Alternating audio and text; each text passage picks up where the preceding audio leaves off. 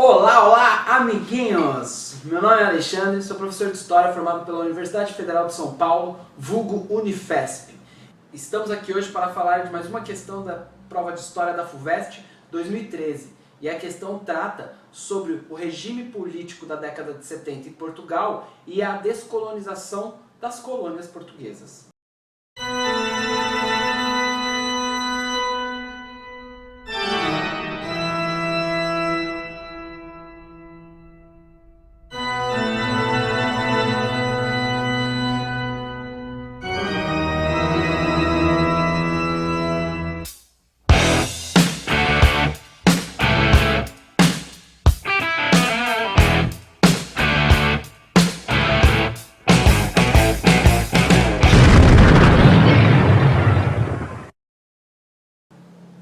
Então vamos lá.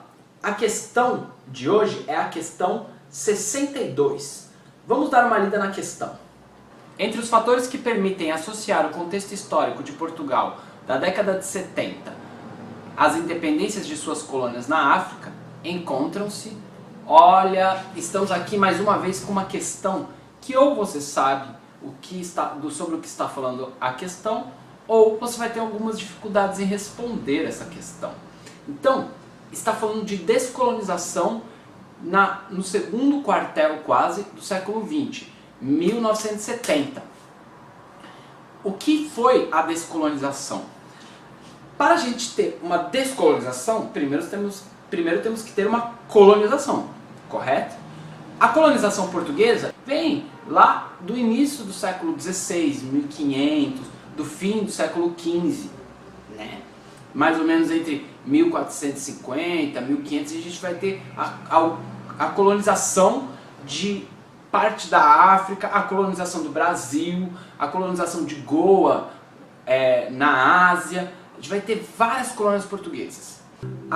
As colônias, como diria Tim Maia, Guiné-Bissau, Moçambique e Angola. Tum, tum, tum, tum. Essas colônias, que eram colônias portuguesas também, elas atingiram a sua independência na década de 70, 1974, 75, 76. O que aconteceu em Portugal nesse momento, para a gente poder explicar essa descolonização das colônias portuguesas. Para a gente chegar em Portugal, a gente está ali na década de 70, o regime estava na mão do Marcelo Caetano. Marcelo quem, professor? O Marcelo Caetano. Ele foi o sucessor do Salazar, Antônio de Oliveira Salazar. Ele foi o sucessor do Salazar. Para a gente entender esse período, a gente tem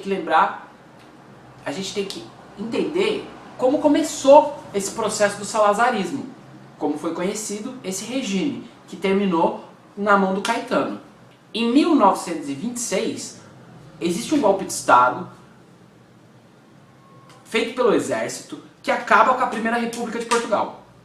Ok? Fim da Primeira República de Portugal em 1926. Salazar já estava lá dentro do governo português. Ele trabalhava na área das finanças. Salazar vai ascendendo dentro dessa estrutura política. Ele vai ascendendo. Em 1932, ele assume o cargo máximo de presidente dos ministros. E em 1933 ele decreta uma nova constituição e um novo estado político. Um Estado repressivo, um Estado autoritário, um Estado totalitarista, onde a figura de Salazar vai passar, de certa forma, a representar Portugal. Esse regime, como a gente já falou, foi marcado por censura e outras questões. E ele também foi marcado por uma coisa muito importante, que é o nacionalismo português. O povo português. A gente vai ter esse nacionalismo exacerbado, esse nacionalismo excludente, que exclui o resto da população. Então, dentro dessa ideia do nacionalismo, Angola, Guiné-Bissau, Moçambique, eram português, eram espaços portugueses, eram continuações de Portugal. E nesse raciocínio não faz sentido descolonizar, conceder a independência.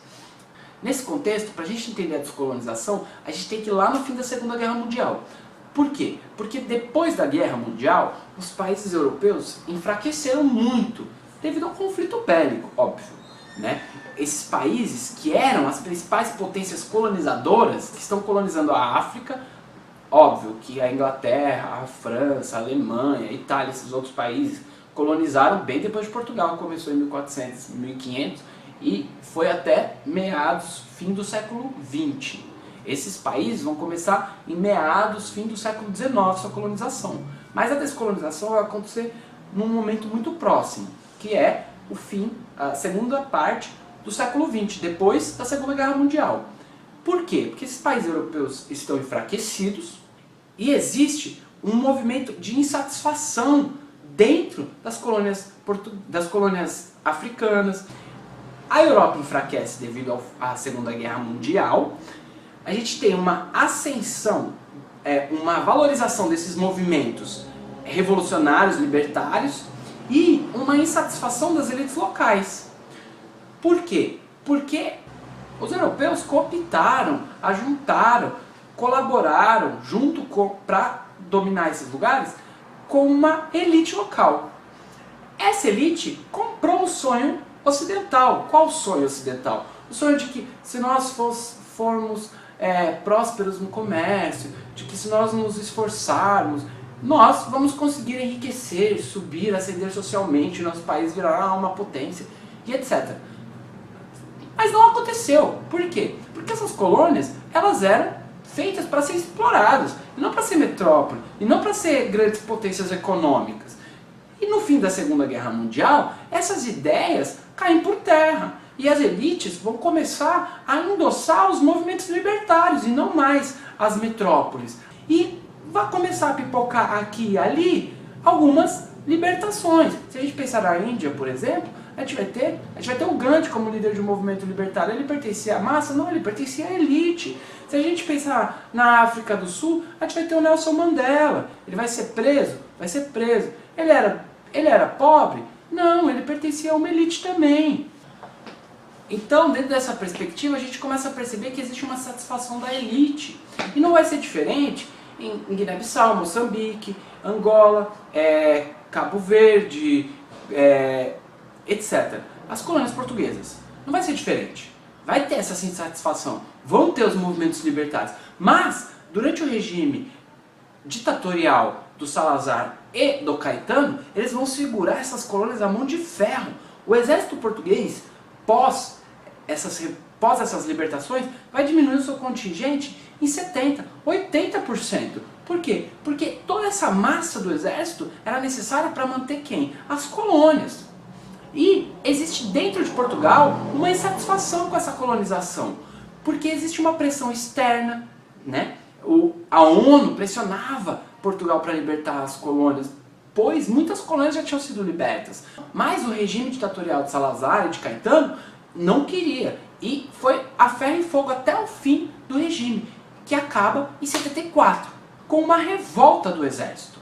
Então, vamos lá, vamos parar. A gente tem o fim da Segunda Guerra Mundial, enfraquecimento dos povos europeus, colonizadores, uma insatisfação das elites locais dos colonizados, insurreições em várias localidades, uma valorização desses movimentos libertários pela elite local e inícios de independência. Na década de 70, muitas colônias já tinham se tornado independentes. Existe uma pressão externa a Portugal para que Portugal seguisse nesse mesmo fluxo de libertação das colônias. Mas o regime de Salazar e Caetano era radicalmente contra a libertação dessas colônias. Nesse contexto, em 1974, o regime ditatorial liderado por Caetano, que sucedeu Salazar, cai com a Revolução dos Cravos. O que foi a Revolução dos Cravos? Foi uma revolução militar organizada pelo exército para pôr fim ao regime ditatorial que governava Portugal nesse momento. E por que o exército queria o fim desse regime? Por vários motivos. Alguns deles haviam grupos armados que lutavam contra o regime. havia uma insatisfação popular com o regime do fim da década de 70, mais de 2 milhões de pessoas migraram de Portugal para outros países europeus devido à insatisfação com o regime salazarista, que vai até 74. Mesmo quando o Caetano governa, a gente ainda chama de salazarismo. Muitas pessoas pegaram em armas para ir contra esse regime. O governo português gastava muito dinheiro para manter as colônias. Isso gerava uma insatisfação de uma parte da elite. Então, a gente tem uma insatisfação em vários âmbitos da sociedade portuguesa. O exército vai se reunir e vai derrubar Caetano. Derrubando Caetano, isso foi no dia 24 de abril, no outro dia, as ruas estavam lotadas de militares. Pessoas do povo que eram contra, e eram muitas, saíram às ruas com cravos vermelhos na mão, colocando os cravos nas espingardas dos soldados. Então, nesse momento, essa parte do exército toma conta do poder, institui um poder provisório, e uma das pautas do movimento revolucionário que derruba o regime ditatorial do Caetano é o fim do colonialismo, devido às pressões internas, pois, imaginem, gente, se o exército era desse tamanho para manter as colônias, quantos filhos de portugueses não morriam? Quantos filhos de classe média não morriam? E essa classe média tem uma certa força que pressiona o governo, né? Então, dentro dessa perspectiva, nós podemos perceber que a adesão popular a esse movimento que derrubou a ditadura portuguesa, ela vem também pela pauta do movimento, que é uma das pautas do movimento, que é o fim do colonialismo, o fim da ditadura e etc. São várias pautas, mas o fim do colonialismo é uma dessas pautas. E, nesse contexto, a gente começa a entender a relação entre o regime político e a derrocada do sistema ditatorial da década de 70 e o fim do neocolonialismo. Ok? Então, vamos lá. Vamos começar com as alternativas. Entre os fatores que permitem associar o contexto histórico de Portugal na década de 70 às independências de suas colônias na África, encontra-se o salazarismo, que dominou Portugal desde a década de 1930, e a intensificação dos laços coloniais de Cabo Verde e Guiné-Bissau 40 anos depois. Gente, intensificação dos laços coloniais. Se você ler a pergunta, você já descarta essa. Na pergunta está escrito descolonização. Diminuição, fim, término, colonização, né? Descolonização, fim da colonização. Então já fica a dica. Se você não faz a menor ideia, pelo menos lê as questões. Porque se você lê as questões, você elimina aquelas que não fazem o menor sentido como um enunciado. Pelo amor de Deus, não vai cometer essa gafe. Alternativa B. A influência política e militar do Pacto de Varsóvia no norte do continente africano e o surgimento de movimentos contra o apartheid nas colônias portuguesas.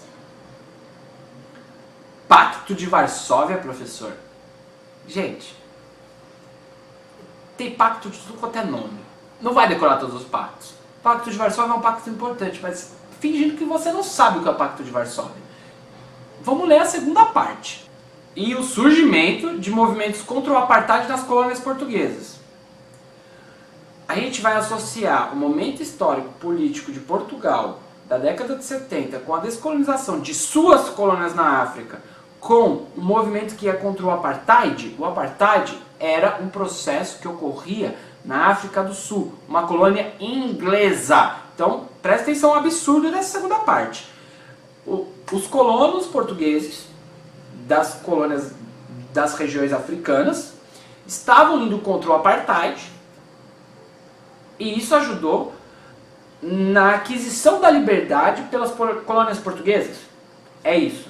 Então vamos apoiar o fim do regime inglês, o fim da segregação racial provocada pelo apartheid na África do Sul, e assim a gente fica livre. Calma lá, né? A B não. C. O não cumprimento por Portugal de exigências internacionais de que libertasse suas colônias africanas e sua exclusão da Comunidade Europeia no princípio da década de 1970. Existiam exigências para que Portugal libertasse as suas colônias? Sim, existiam, foi o que a gente falou. Isso foi um fator importante para a gente entender o fim do colonialismo português? Foi. De certa forma, ok, ajudou. Mas sua exclusão da Comunidade Europeia nos princípios da década de 1970. Comunidade Europeia. A Comunidade Europeia vai iniciar em 1958, mas Portugal vai entrar na Comunidade Europeia em 1986. Se ele entra em 86, como ele vai ser excluído no fim de 70? Nossa, professor, mas essa é muito específica, como que eu vou saber? Então, eu vou fazer o seguinte, eu vou deixar essa de canto. Se não aparecer nenhuma melhor, eu fico com ela. Ok? Não é, mas vamos fingir que a gente ficasse com ela. Vamos para a alternativa D. A Revolução dos Cravos de 1974, que encerrou o longo período ditatorial português, e a ampliação dos movimentos de libertação nacional, como os de Angola e Moçambique. A D já é muito melhor que a C. Em 1974 temos a Revolução dos Cravos, que tinha na sua pauta a descolonização. E também, somando a isso, também temos os movimentos libertários de Angola, Moçambique, que foram extremamente importantes, principalmente devido ao descontentamento das elites, tudo que a gente já falou aqui, né? Então a D é muito melhor que a C. A C está errada, mas se você não soubesse, você já colocaria a D na frente. Então vamos para E. O imediato cessar-fogo estabelecido pelo regime democrático português, implantado em 1974, e o fim dos conflitos internos nas colônias portuguesas da África. Gente, o ponto dessa questão é quando ela fala o fim dos conflitos internos nas colônias portuguesas da África. Pensem comigo. Existe alguém que manda, no caso, Portugal. Esse cara que manda, no caso, esse país que manda, sai. O que aconteceu com o poder? Ficou vago. Quem vai subir? Quem vai subir para esse poder? Alguém? Um grupo? Uma pessoa? Não importa. Mas, vocês percebem? Alguém tem que ir para lá. Alguém vai tomar esse lugar para si. Quando eu digo alguém, não é uma pessoa necessariamente, um grupo. E como que isso vai ser decidido? No Par ou Ímpar? Jockey Pô? O campeonato de jogo da velha? Óbvio que não.